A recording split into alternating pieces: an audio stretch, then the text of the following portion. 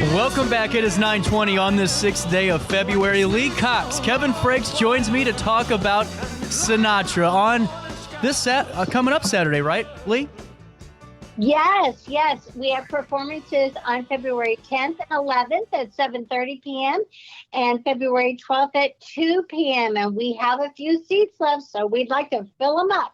Absolutely. And I know I'm going to get a bunch of flack for this from the listeners. CJ, why are you playing Elvis when we're talking Frank Sinatra? This is a series you guys have done so well. Now, this is the final installment of this series, correct?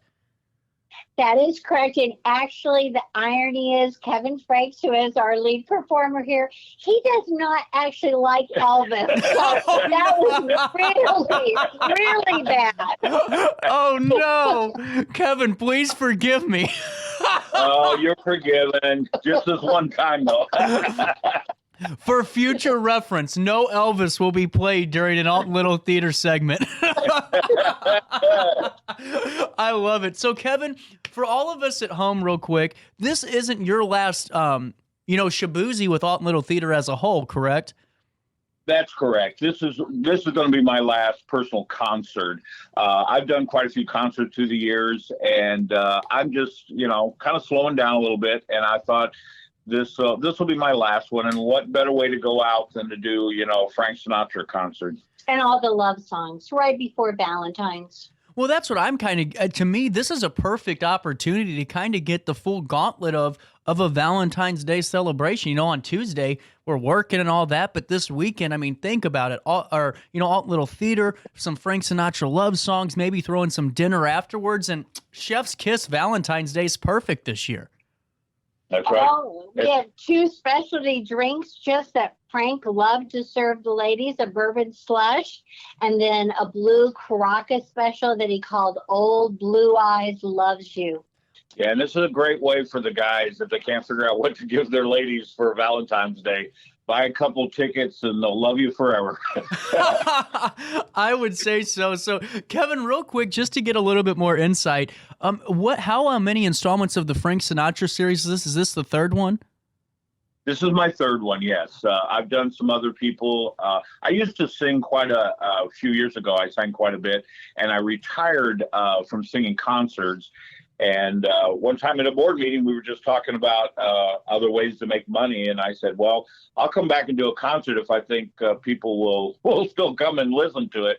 And I did. I started off with a Frank Sinatra concert, and we sold out every night. So it went really well. So after that, every couple of years or so, I would do another concert. But Frank has so many songs that this is a totally different show than what I've ever done before, because it's always, different lyrics, different everything. I've got dancers and backup singers, and it's kind of a Vegas type show. Well, and that's what's, to me, there's no better really individual to kind of highlight than Frank Sinatra, especially at this time of year. And, no matter what, people always like to throw their favorite singers out there, or, someone's better than this guy or she's better than her or vice versa. But to me, honestly, a lot of our, musical tastes from our favorite, singers and entertainers, a lot of them were inspired by Frank Sinatra. Oh, absolutely. And what I like about Frank Sinatra is everyone still likes him. I mean, even the younger ones, when I talk to some of the younger adults, they'll go, oh, yeah, we've got Frank Sinatra on our phone and everything else. My son's 40 years old, and they listen to Frank Sinatra all the time. So, he has really lasted the time, and people still listen to him and love him. And really quick, Kevin, you've done a lot of these types of concerts over the years. I was looking... and you've done, for the works of Kenny Rogers, Barry Manilow. Has the Frank Sinatra one been your favorite? Actually, it is. I love singing Frank Sinatra songs. There's just something about his songs. He never wrote those. Everything was either written for him or he borrowed it from somebody else. Right. But the songs he picks are, he always picks good songs. And so you can't go wrong when you sing a Frank Sinatra song. And 9 times out of 10, people have heard it. Exactly. And that's what's perfect to me about this. You don't have to be, the Frank Sinatra diehard fan. You can just be a fan of really good music or just have a musical taste to begin with and get the fulfillment out of the show. Because I think a lot of the songs, even if we aren't completely familiarized with the catalog, like you said, we're going to know. That's what's awesome about this. Yeah, absolutely. And I think it's going to be a great show. We've worked really hard on it. I've been working on these songs for close to a year already, and I'm ready to go. So, Well, and Kevin, I am really excited for it too. Let me ask you real quickly, how excited are you for this final installment? And are you guys are calling this The Last Call, right? For Sinatra, The Last Call, correct? Yes, Okay. yes, because in fact there was a concert that Sinatra actually did that he called it that. So we kind of thought this would be very fitting to sort of borrow that. And he was a little older, mature at that point, and he said, this was going to be his last concert in public. Well, it truly wasn't. He sang at a few smaller venues, but a huge, huge concert. It was his idea originally, so we're borrowing it from Frank and paying tribute to him. I love it. And Lee, how excited are you for Kevin's performances? For folks that haven't been able to witness one of Kevin's performances of Sinatra in the past, from your perspective, what can you fill us in on, and how delighted are we going to be on the 10th and 11th? Well, I've taken the journey with him, usually running the lights and helping with costumes, a little bit staging and the set. And so, yes, I love all of them. One was at Christmas time, and we had big band, and, we had different opening acts. And then we started including more dancers. We actually did that with the Barry Manilow tribute he did last year. And that worked out really well. And we have VIP seats on this stage, so people really feel like they're in the bar, they're on the stage, with Frank at that point.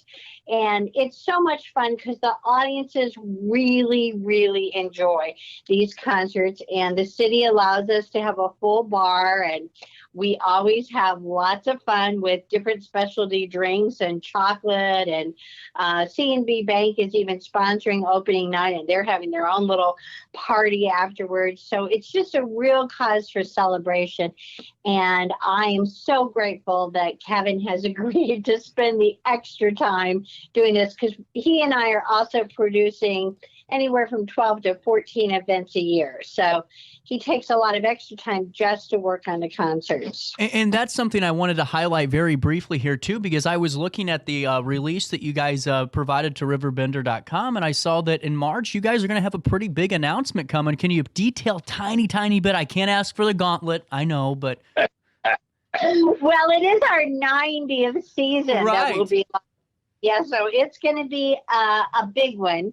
And we know that our audiences love musicals. So we're actually going to attempt to do 4 musicals in a 12-month period with lots of other plays in between.